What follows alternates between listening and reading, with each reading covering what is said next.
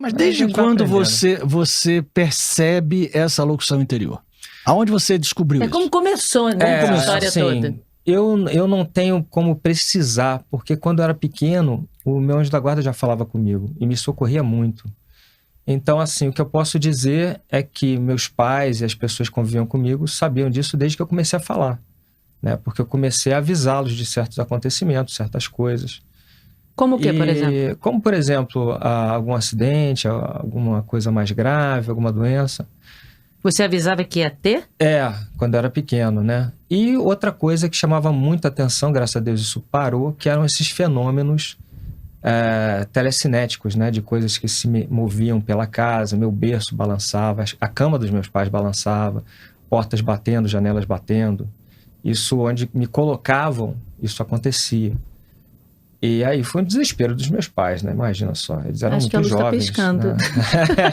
Eu tô sentindo a luz fazer assim, gente. Peraí. Tá falhando um pouquinho. Tá ficando meio tensa. Vamos lá. Não, mas então aí tinha muito disso e eles ficaram muito preocupados, né? O que a gente faz com esse menino aqui e tal. E como é que se passou para uma investigação para entender que isso... Então, aí foi uma investigação longa. E aí, questão de meus pais nessa época não eram praticantes, não eram católicos praticantes. Então recorreram a muita coisa, nada deu certo. Nada funcionou comigo. Nada funcionou significa nada fez parar. Nada fez parar. Uhum. E acabaram me levando a neurologistas, psiquiatras, psicólogos para me investigar. E também me deram, simplesmente disseram para os meus pais que não viam nada em mim de errado, não tinha nada. E até um, que era professor da UERJ, falou para minha mãe: a senhora deixa esse menino em paz, que ele não tem nada, e essas coisas acontecem. Há pessoas que vêm assim para o mundo, então a senhora deixa em paz. Aí ela deu uma arrefecida, falou assim: não, tudo bem e tal.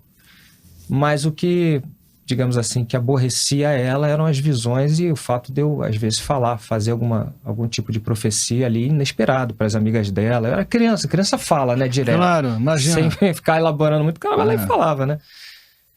Mas aí eu aprendi que aquilo ali não era uma coisa boa, né? Que aquilo ali...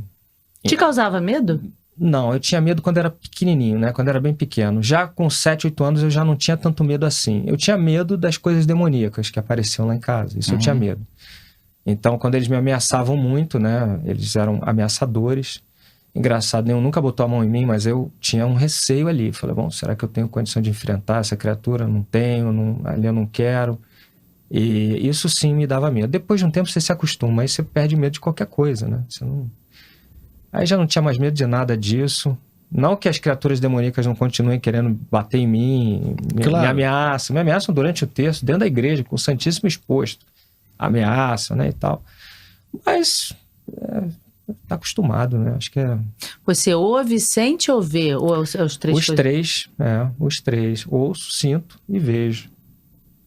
Então, ou seja, tanto você vê as coisas boas, os anjos, quanto vê os demônios. Vejo as coisas boas e vejo as coisas ruins. Apenas que é uma coisa que eu aprendi com o Dom Cipriano Chagas, né?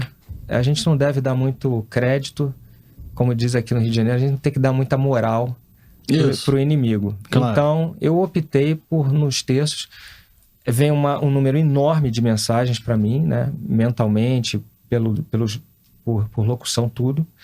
Mas eu optei por dar as mensagens boas, por aquelas que eu acho que vão, inclusive, ajudar mais gente do que só aquele que recebe a mensagem. Isso é uma iniciativa minha, mas tem mensagens que são duras, tem mensagens que não são. Então é uma opção minha. Eu acho que aquilo ali tem que ser um momento de resgate das pessoas que estão sofrendo e algo que tem que servir para todo mundo, né? Então eu vou por essas mensagens melhores do que as que são duras. E também optei por não falar dessas coisas do maligno. As pessoas têm muito medo, né? Muito medo. Então eu prefiro não dar moral pro inimigo e falo do que é bom, que tem muita coisa boa que tá ali, né?